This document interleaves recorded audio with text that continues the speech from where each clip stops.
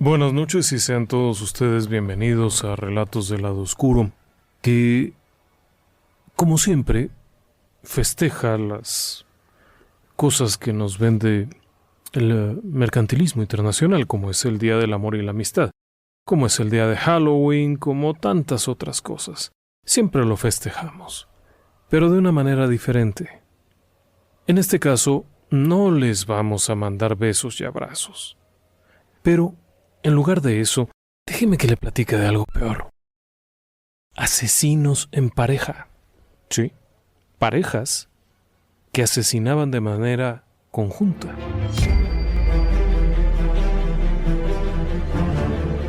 Relatos del Lado Oscuro. Fantasmas, Seres extraños.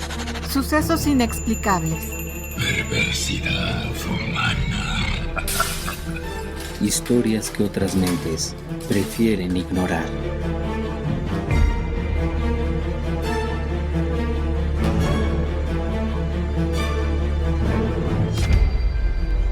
Uno espera que un asesino serial sea un tipo torvo, escondido, debajo de un gabán esperando a la chica bonita para degollarla y hacerle toda clase de fechorías.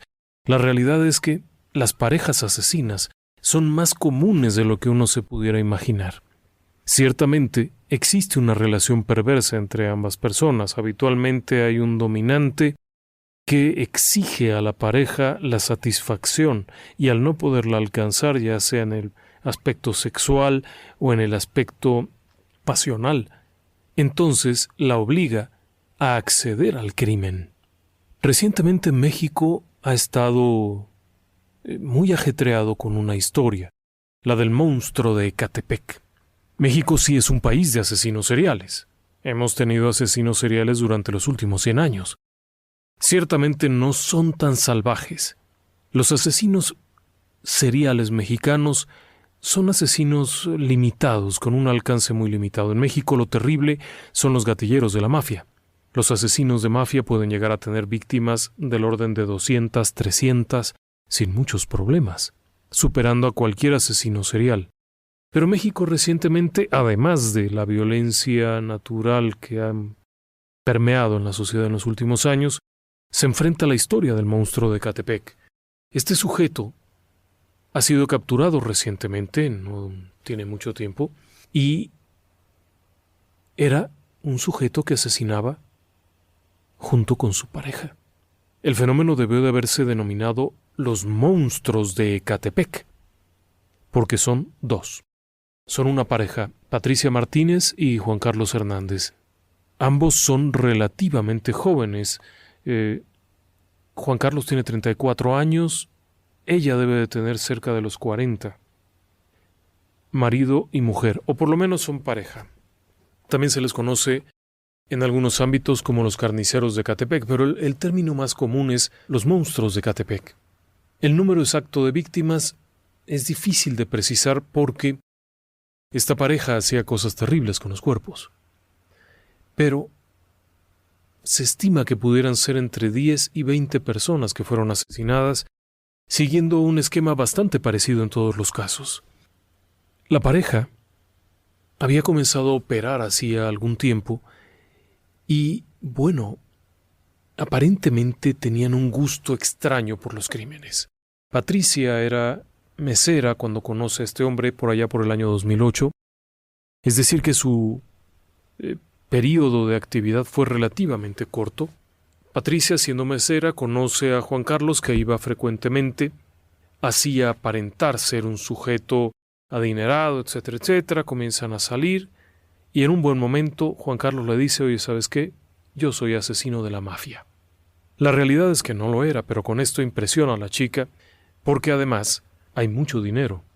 El tipo gastaba mucho dinero frente a ella para impresionarla. Solo Dios sabe si en la vida real lo tenía o no. En realidad no hay ningún vínculo tras su captura que lo ligue con ninguna mafia local, lo cual lo convierte obviamente en un asesino serial.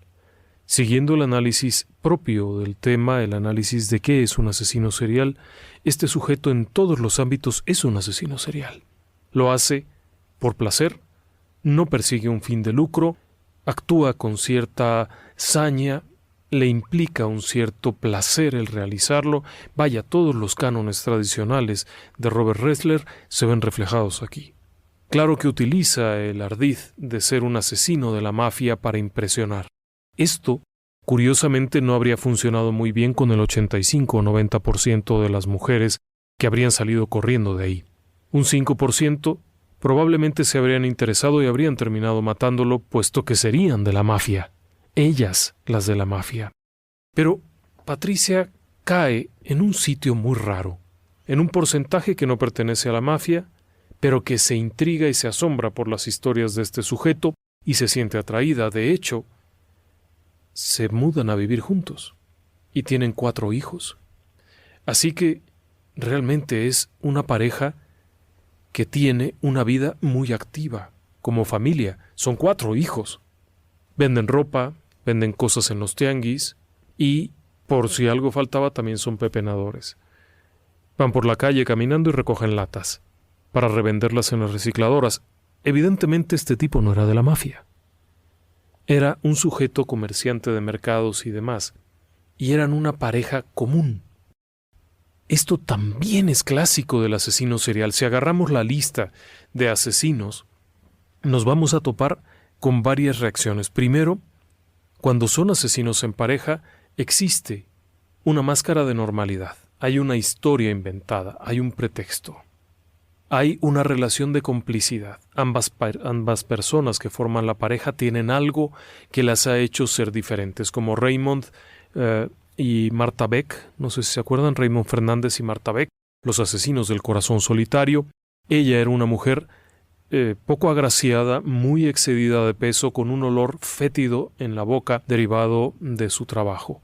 Y él era calvo, pero quería fingir que tenía mucho pelo. Estaba acomplejado porque se sentía feo, pero trataba de esforzarse tanto que era encantador. Entonces todos tienen cosas comunes y se atraen. Irónicamente, Karla Homolka y Paul Bernardo, Barbie y Ken, los asesinos de California, eran perfectos. Rubios, espectaculares, guapísimos, pero él era gay y trataba de ocultarlo a toda costa. Ella era también gay y trataba de ocultarlo a toda costa. Ambos habían sufrido abusos, ambos habían sufrido bullying, Hay historias muy macabras. Este caso de México no es la diferencia. Ambos tenían historias tristes, ambos vienen de Michoacán, ambos habían vivido cosas tremendas. Uno nace en el 85, la otra nace en el 80. Así es que le toca un periodo muy convulso del país y en una situación tremenda.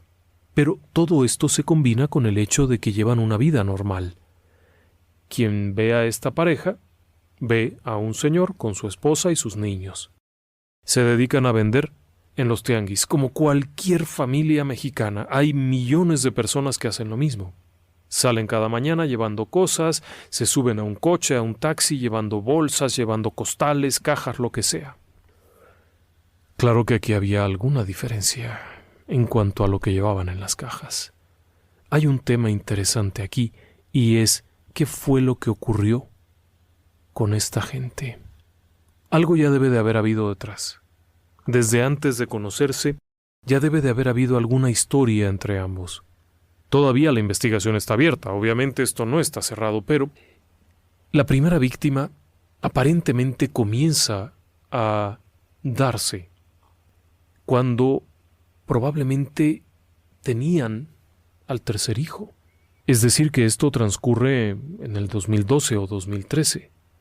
La primera víctima fue una vecina, que no era una mujer joven, era una mujer de 22 años, no era una niña. Le ofrecieron trabajo como empleada doméstica con el argumento de que como ellos estaban fuera todo el día en los tianguis y haciendo ventas, la chica va allá, platica con ellos, ganan su confianza, lo cual es muy común con este tipo de personas, este tipo de asesinos. Tienen habilidades extraordinarias para engatusar y, siendo comerciantes ambos, tienen muy buen trato, son fáciles de hablar. En un cierto momento, Juan Carlos le dice: oye, te enseño la casa, es una casa pequeña, incómoda, pero bueno. La chica va para allá, él la sujeta, la mete al baño, allí, la somete bien, la amarra, la agrede sexualmente y después le corta el cuello. y la deja desangrarse en la regadera. Mientras esto ocurre, la mujer, Patricia, está afuera con los niños, pero ella ha ayudado a que esta chica venga. Una vez que está muerta, acto seguido, la descuartiza en el cuarto de baño y literalmente la descarna. Estas son declaraciones de los dos, de Patricia y de Juan Carlos. Una vez que le ha quitado la carne, o la mayor parte de la carne, Patricia lo cocina. Sí, la cocina. Y se sientan a comerla. Acto seguido, después de esto, reúnen los restos en las bolsas negras como las que sacaban cualquier día, y al salir van y la tiran en alguna parte. Esta situación continuó durante algún tiempo. La siguiente víctima era otra chica de la zona que era una jovencita adicta. Patricia se encarga de convencerla de que venga a la casa porque le da pena, la ve, le dice que le da tristeza, que porque no viene y come y descansa un rato y que después se puede volver a ir. La chica, obviamente, lo acepta. Cuando llega, es Patricia la que la golpea, la amarra y la tira al piso. Acto seguido, el marido la lleva al baño en donde la agrede sexualmente, la degüella para que se desangre y después comienza a cortarla. En este caso, Patricia está en la habitación de junto. Cuando termina todo aquello, hay una riña entre ambos delante de los hijos porque dejó muy sucio el baño.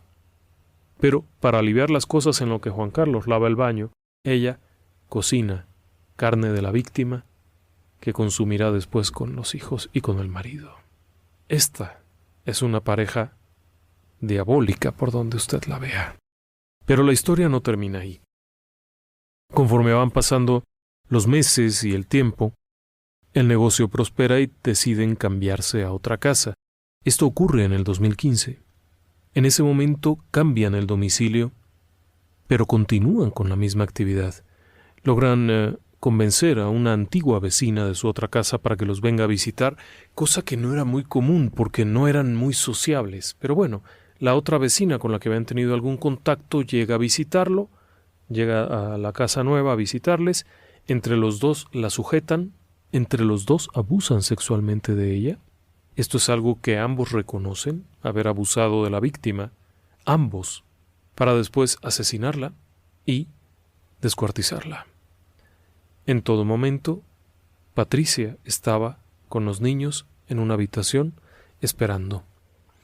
Nuevamente, y tal como en las ocasiones anteriores, la víctima es descuartizada, parte de los tejidos, parte de la carne de la víctima es cocinada y consumida, el resto es arrojada a la basura. Los restos serían encontrados. Esto es una parte interesante. La investigación policíaca tomó un buen tiempo, porque los restos eran arrojados en lugares muy disímbolos. Obviamente, al ser vendedores itinerantes, podían ir a un lugar, tirar restos, después ir a otro. Algunos restos jamás serían encontrados, puesto que en las zonas en las que operaban, Coacalco, Ecatepec, zona del Valle de Chalco, todo esto, son colonias populares en las que hay muchos perros callejeros. Los restos pudieron haber quedado en cualquier parte. Esto hacía que eventualmente se encontrara un hallazgo macabro, un cráneo, un trozo de pierna, un pie, una mano, muy difícil de identificar. Además de esto, los restos estaban terriblemente mutilados, lo que hacía muy difícil la identificación positiva de cualquier persona. Esto hizo que fuera muy difícil, pero había evidencias. La policía había estado encontrando restos.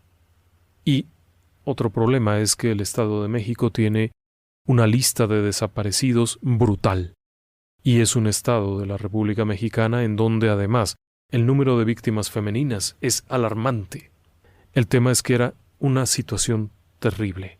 Un ambiente similar, me atrevo a pensar, al del bajo mundo, por ejemplo, para el asesino del Río Verde, que tomaba prostitutas de las calles y nadie se daba cuenta porque a nadie le importaba y nadie sabía siquiera que existían esas mujeres. Aquí estaba ocurriendo algo similar. En un estado en el que desaparecen personas como si fueran flores que alguien arranca. Desaparecida, ¿dónde está? ¿Quién sabe? Algo así estaba ocurriendo allí.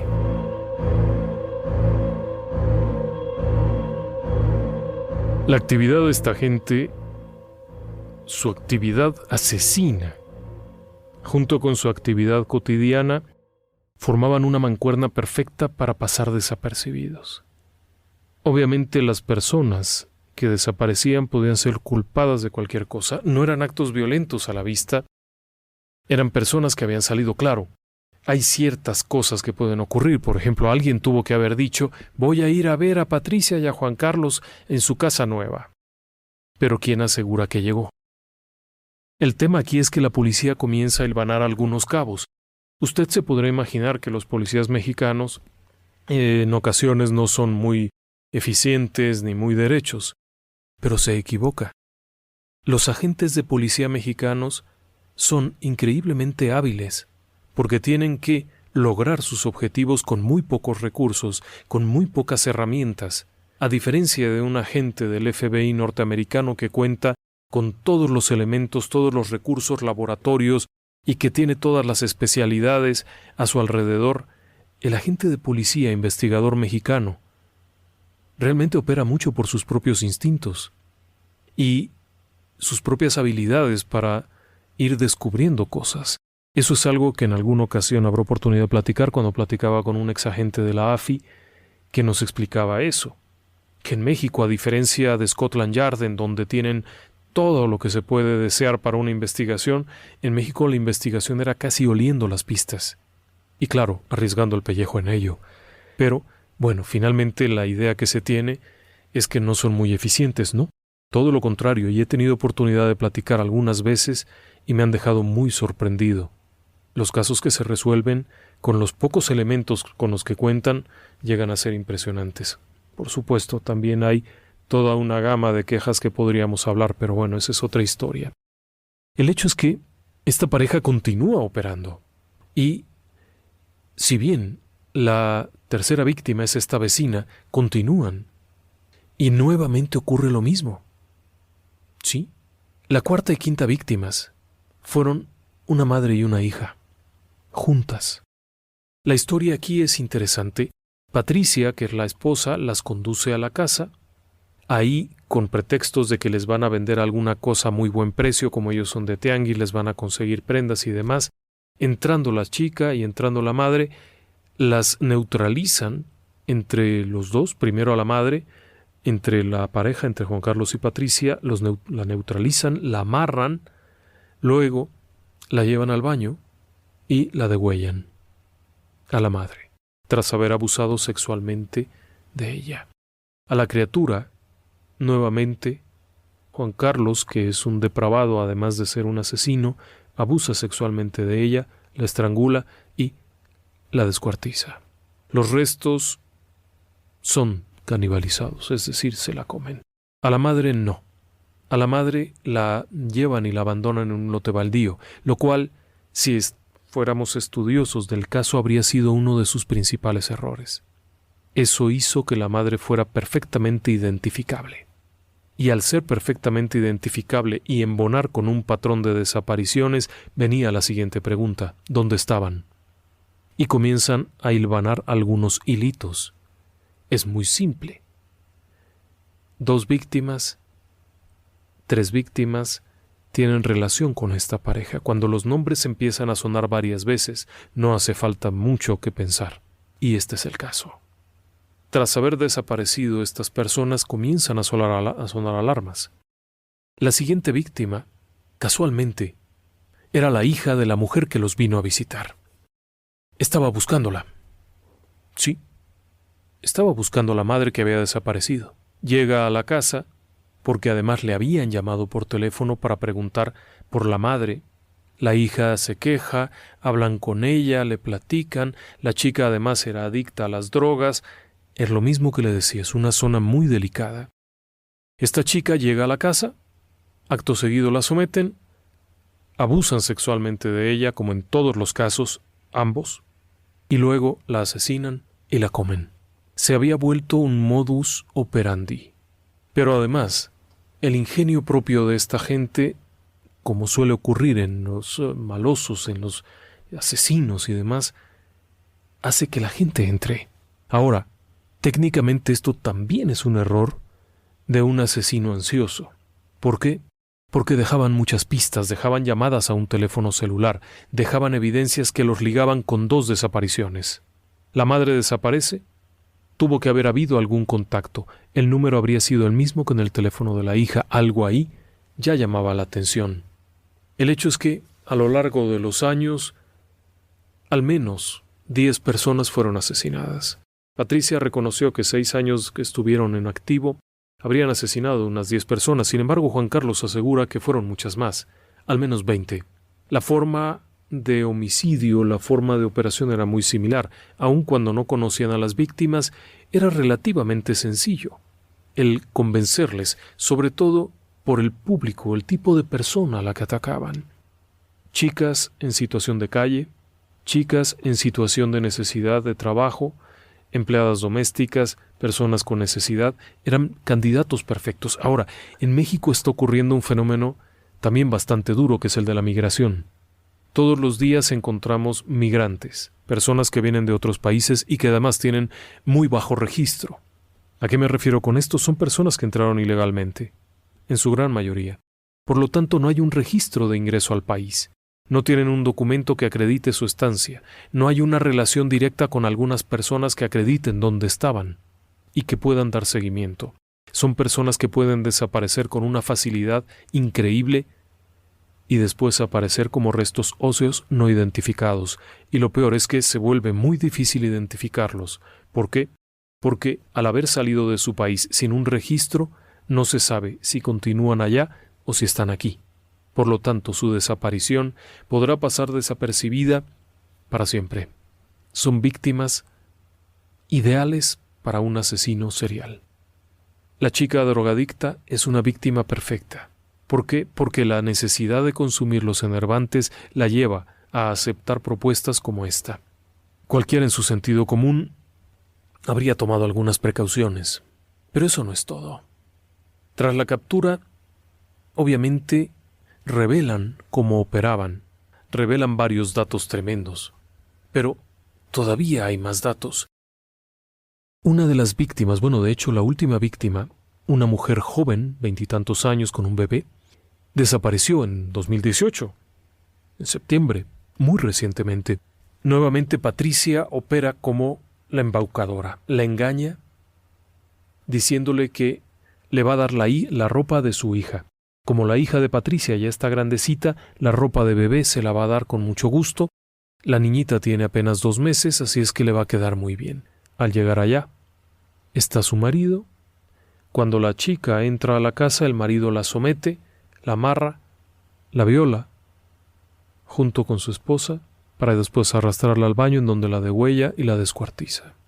Una parte de la chica es arrojada literalmente a los perros, otros restos fueron consumidos. La criatura, la bebecita, fue vendida. ¿Sí? La venden a una pareja que también fue identificada y que están detenidos. Ahora, cuando se inicia la investigación, la verdadera parte interesante de este caso mexicano es la investigación. Es lo que yo le decía hace un momento. México es un país que tiene muy pocos recursos porque a lo largo de los años se ha dejado aquello, aun cuando ha habido muchísimo dinero, no está en el lugar correcto. Eso ha quedado claro. El hecho es que comienza a darse una investigación cuando empiezan a reunirse diferentes elementos, como por ejemplo las declaraciones de desapariciones, y muy particularmente la de 3 de las víctimas, cuyas familias estuvieron muy metidas en el caso. Los agentes comienzan a hilvanar cabos. Lo primero es que en los 3 casos aparece el nombre de Patricia. Claro, no es raro que en una investigación aparezcan los nombres de personas conocidas. Por ejemplo, si alguien se ha dedicado a asaltar en una colonia, va a mencionar a varias personas, pero en este caso no tenía relación, no había por qué hubiera aparecido el nombre de Patricia en el expediente de 3 personas desaparecidas. Las 3 mujeres. Y las 3 tenían algún tipo de promesa. En este caso, las 3 mujeres habían comentado a dónde irían. Obviamente, una mujer desaparecida que hubiera dicho voy a ver a Patricia y en el trayecto desaparece es explicable, pero 3 ya no resultaba tan lógico. Pero eso no es todo. Había otros datos. El teléfono. Sí, todas habían llamado por teléfono. Pero además todas habían acudido a un determinado lugar en donde se habían perdido. Este es un punto interesante. Los teléfonos están ligados y su último bip, es decir, el último mensaje que envían antes de apagarse, se registra. Por lo tanto, saben en qué área estaba y se puede triangular, si bien no con tanta precisión como un GPS que marca la ubicación exacta, pero sí se puede ubicar entre qué antenas estuvo el teléfono antes de apagarse. Por lo tanto, sin necesidad de que tenga activado el rastreador de posición o el localizador, el teléfono por sí mismo va indicando cerca de qué antena está. Los agentes inmediatamente se dan cuenta que las 3 estuvieron en la misma zona, ubicada en esta zona, Jardines de Morelos, en el Estado de México. Y entonces identifican a las personas y efectivamente se dan cuenta que vendían ropa. Y en los 3 casos había algo que ver con ropa. Los agentes hacen lo que suelen hacer: esperar, observar y mantener vigilancia. Esto es algo de lo que también alguna vez nos platicaba este amigo agente de la AFI, ex agente de la AFI. Decía: en México no tenemos un dron para vigilar, no tenemos un satélite espía, no tenemos, bueno, sí teníamos Pegasus, pero no para eso, no para investigar delincuentes, era para otra cosa. El hecho es que, en este caso, los agentes se estacionan por ahí cerca, van cambiándose de turnos y van viendo aquello. Y de pronto, un buen día, ven salir a la pareja de su casa. Lo increíble es que van con una carriola. Algo llama la atención de los agentes, porque ninguno de sus hijos es de carriola. ¿Por qué van con una carriola? Inmediatamente bajan del auto, detienen a la pareja, levantan la cosa y adentro hay un montón de pedazos de ser humano. Sí, los restos que estaban allí eran parte de los restos de la última víctima, cuyo nombre no le voy a decir. Ahí estaban los restos. El torso, es decir, de la cintura hacia el cuello, estaba ahí, desmembrado el cadáver, faltaban pedazos de carne.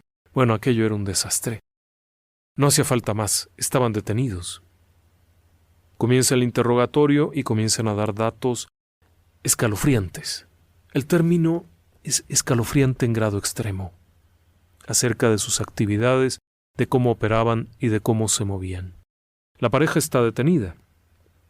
Su trayectoria criminal fue relativamente corta, pero la crueldad con la que operaban ha sido terrible.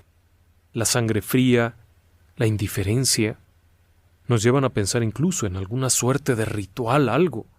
Vaya, cuando Idi Amin Dada se comía el hígado de sus enemigos, era porque creía que así asumía el poder de sus enemigos. Cuando Papa Doc en Haití mandaba asesinar gente para comérselos, era porque creía que con eso se quedaba con el petit bonheur de sus víctimas, sobre todo si eran enemigos poderosos.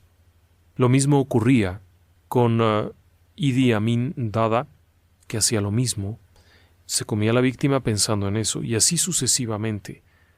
Pero en este caso, algo más tiene que haber habido.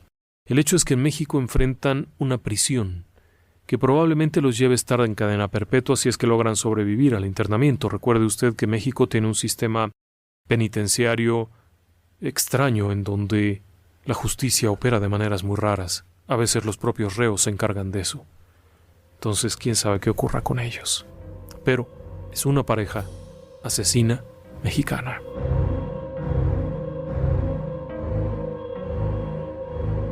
Ahora bien, comparativamente, Canadá es un país con un nivel de desarrollo diferente. Vamos, no necesariamente es de primer mundo, ni tiene nada que ver, simplemente su forma de vida es diferente, es una población mucho menor, La ciudad más grande debe de tener del orden de unos 4 o 5 millones de habitantes contra 20 que tiene la Ciudad de México, y el resto del país es bastante regadito. Así que las condiciones de vida en general son muy distintas. Sin embargo, ellos tuvieron también su pareja asesina. Se llamaron Paul Bernardo y Carla Homolka. La pareja se conoce en algún momento en Toronto en los años 80. A finales de los años 80 eran una pareja idílica. Él, alto, esbelto, bien formado, atractivo, rubio de cabello chino. Ella, una Barbie. De hecho, los amigos les conocían como Barbie y Ken, porque además él se llamaba Paul Kenneth Bernardo, así que sonaba bien. Paul y su chica hacían la pareja perfecta. El problema era que, bueno, tenían fantasías muy raras. Empecemos porque él era adicto a algunas cosas y, de hecho, ella también.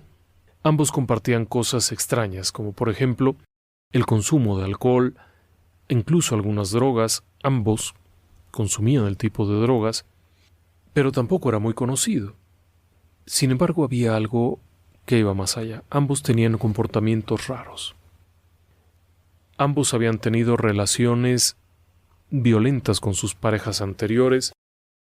Ambos habían incluso llegado a la violencia física y algunas cosas terribles. Cuando se conocen en el 87, empiezan a salir y deciden casarse en 1991. Sin embargo, hay un detalle. Entre los dos siempre ha habido un problema. Carla, al conocerse en 1987, había tenido ya relaciones sexuales previamente con otro hombre, lo cual decepcionó duramente a Paul Bernardo, quien esperaba que su chica fuera la primera vez con él. Esta situación había generado un profundo problema, pero el día de la boda aquello se complica más. Por lo tanto, Barbie, es decir, Carla Homolka, decide hacerle un regalo. Sí, su hermana. Carla tenía una hermana joven, una chica de apenas 15 años, y tras la boda, para compensar el hecho de que ella ya no era señorita y había tenido relaciones sexuales previas, trae a su hermana de 15 años, a la cual droga y violan entre los dos. Tenga en cuenta que en el 87, Paul Bernardo tenía 23 años, Carla Homolka 17. Cuando contraen matrimonio, siguen siendo muy jóvenes. Él tendrá 27, ella 21. Era escultural y él muy atractivo. Pero eso no era todo. La hermana menor es también lindísima. Cuando le dan a beber alcohol con drogas, la chica se pierde. Abusan de ella y luego ella muere. El primer homicidio de la pareja no es un homicidio violento, simplemente les falla aquello y la chica muere. El problema es qué hacer con esto. Acto seguido, la chica muerta es dispuesta, es decir, se deshacen del cadáver. Pero entonces se dan cuenta de que todo está muy bien, aquello les agrada. Claro que había algunos problemitas, Carla también estaba golpeada. Paul solía agredirla. En varias ocasiones la golpeó, fuerte. Pero no solo eso, sino que además lo grababa en video. La situación fue derivando hasta que finalmente la propia policía, al paso del tiempo, se da cuenta de que Paul Bernardo y Carla son socios en el crimen. No hacía falta gran cosa, y tampoco se imagine usted que tardaron mucho tiempo. Todo esto transcurrió en un periodo relativamente corto de tiempo. Todo comienza con el matrimonio, pero termina relativamente rápido. ¿Por qué? Porque cometen 13 o 14 crímenes. Y no solo eso, sino que además hacían grabaciones y demás, pero conforme va pasando esto, van generando también una rivalidad entre ambos. Déjeme que le explique cómo es que caen. La policía tenía muchas pistas, pero no los podía identificar porque todavía era en una época temprana de la investigación por medio de ADN. Aquí el tema es que comienzan a tener rivalidades muy duras. Por una parte, la propia Carla comienza a sentir celos del esposo, porque el esposo constantemente abusa de chicas sexualmente y parece disfrutarlo mucho, porque incluso en ocasiones pierde el apetito por su propia pareja. Esto va generando una serie de situaciones duras. Ahora, por ejemplo, en el caso de una de las chicas llamada Christine, abusaron sexualmente de ella durante varios días. ¿Sí? Varios días. Esto fue generando esa rivalidad. Finalmente, créame, no hay nada más peligroso que una mujer enojada. Y mucho más peligroso si la mujer enojada tiene videos del hombre matando y violando mujeres. La pareja sigue teniendo una vida preciosa. Delante del resto de la gente, es una vida perfecta. Son una pareja increíble. Son encantadores. Pero ahí no para el asunto. La pareja, cuando sale, son asesinos. Descuartizan gente. Esto va creciendo y sigue creciendo. Y de pronto un buen día, la amiga Carla está muy molesta porque se ha dado cuenta que a este tipo, al buen amigo Paul, le gusta más abusar de las chicas que estar con ella. Y esto desata una verdadera ira en Carla que comienza a recriminarle y comienza a llamarle por todos los nombres posibles. Pero eso no es todo.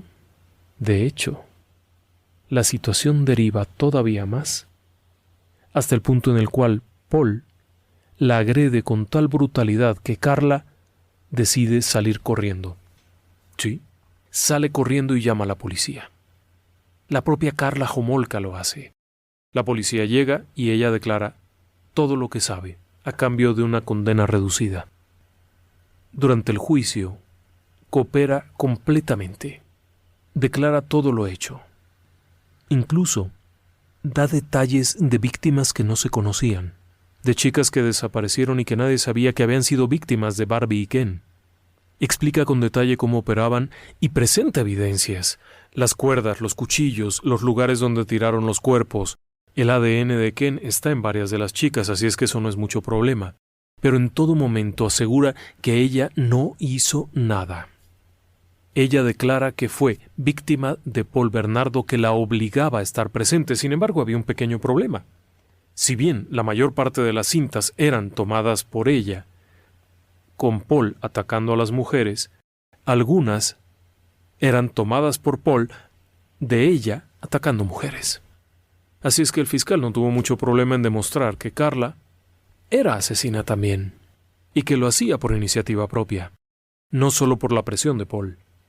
Pero por supuesto el hecho de haber apoyado permitió que se le redujera la sentencia a tan solo 12 años. Carla Homolka está libre desde el año 2005. Paul Bernardo está en prisión y se quedará allí. De hecho, es poco probable que salga. Pero la pareja operó y podría haber seguido operando en la clandestinidad mucho más tiempo si no fuera por ese pequeño detallito. Cuando Carla se enojó, el negocio se fue al diablo.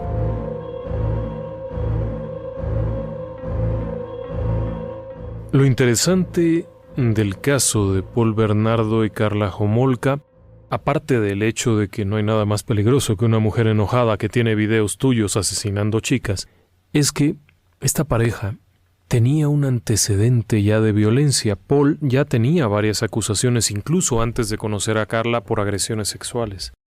Así es que ya había un historial ahí. Irónicamente era la pareja perfecta. Cualquiera que los viera sabría que eran lindos. Hay otras parejas raras que no corresponden exactamente. Usted se imaginará que todas las parejas son un hombre y una mujer. Pues no.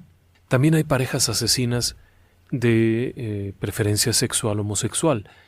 Es el caso, bueno, y de hecho son muchos, desde hombres de preferencia homosexual que asesinan juntos, como mujeres. El caso de Gwendolyn Graham y Catherine May Wood es un caso interesante. Estas dos mujeres se conocen en un hogar para ancianos.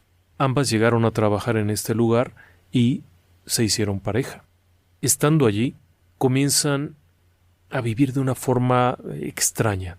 Primero se vuelven pareja y llevan una vida desenfrenada.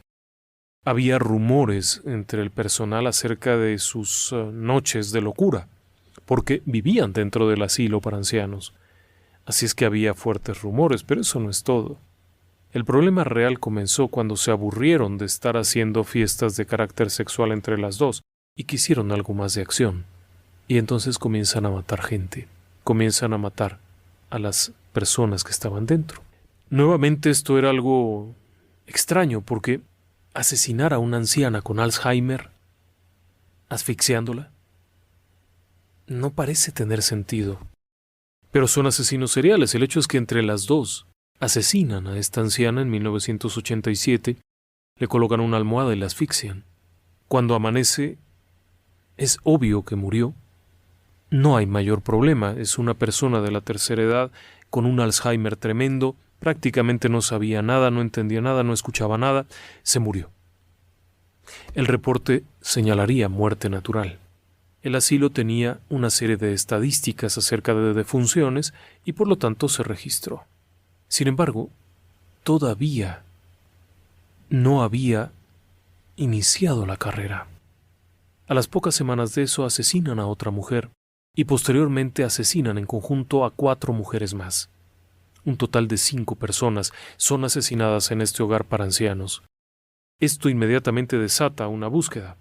Las autoridades discretamente notan el incremento y de inmediato se encienden las alarmas. Estamos hablando de Grand Rapids, Michigan, en los Estados Unidos. Conforme se nota esto, comienza a haber algún problema entre la pareja. Gwendolyn Graham es una mujer mucho más alta, es dura, necia, es la pareja dominante. Catherine May Wood es muy sumisa, pero en un cierto momento, Gwendolyn Graham le ordena, mata a una mujer. ¿Sí? Porque estaba aburrida. Y entonces, Catherine May dice, no lo haré. Graham decide abandonarla. Y se muda del lugar, consigue otro trabajo y deja a Catherine May Wood en el asilo sola. Y adivine qué, nuevamente la misma historia. No hay nada más peligroso que una mujer enojada que tiene evidencia de que mataste a la viejita. Cuando esta chica, Catherine May Wood, se da cuenta que su amante Gwendolyn Graham la ha abandonado para irse a Texas y se entera además de que en Texas ya tiene otro trabajo y otra mujer, llama a la policía y se entrega. En cuanto se entrega, la policía ya tenía un expediente. Se habían dado cuenta que algo no estaba bien en el Grand Rapids, pero cuando esta mujer llama y dice hablo de tal y tal para declarar, comienza el interrogatorio y comienzan a declarar los puntos. Inmediatamente se arresta en Texas a Gwendolyn Graham, las llevan a juicio a las dos. Gwendolyn Graham es condenada a cadena perpetua, afortunadamente para ella porque Michigan no tenía la pena de muerte en ese momento, no es condenada a muerte, pero permanecerá todo el resto de su vida sin derecho a salir en ningún momento, recluida. En cuanto a Catherine May Wood, la pareja, fue condenada a 20 años de prisión. Si estoy en lo correcto, ya debe de estar fuera en estos días. En este caso particular sí hubo una atenuante. En el caso de Karla Homolka y Paul Bernardo, el argumento de que era sometida por Paul no fue considerado por la fiscalía, sin embargo en este caso sí. Y de hecho, el que Catherine May Wood se entregara a la policía significó que no hubiera más asesinatos. Son parejas asesinas, al final del día llenas de odio por alguna razón. Pero quería haber mencionado esto. Ahora, Henry Lee Lucas y su pareja, hombre, Tull, ambos asesinaban también. Era una pareja gay y con algunos trastornos mentales también, y eran asesinos seriales. Hay varias parejas de ese estilo a lo largo de la historia, y por supuesto la pareja que siempre hemos hablado de ellos es Raymond Fernández y Marta Beck, que son los asesinos del corazón solitario, que incluso dieron pie a la película Rojo Carmesí. La película es mexicana, es una excelente película policíaca y de asesinatos mexicana, Rojo Carmesí, pero está inspirada en el caso norteamericano de Raymond Fernández y Marta Beck. Así es que si pueden verla, creo que les va a gustar. En fin, no queríamos dejar pasar un 14 de febrero sin hablar de parejas románticas y de recordarle: no hay nada más peligroso que una mujer enojada con videos de usted asesinando a alguien, porque los va a entregar. En fin, los esperamos nuevamente dentro de 8 días aquí, en Relatos del Lado Oscuro. Síguenos también en nuestro canal de YouTube. Relatos del Lado Oscuro.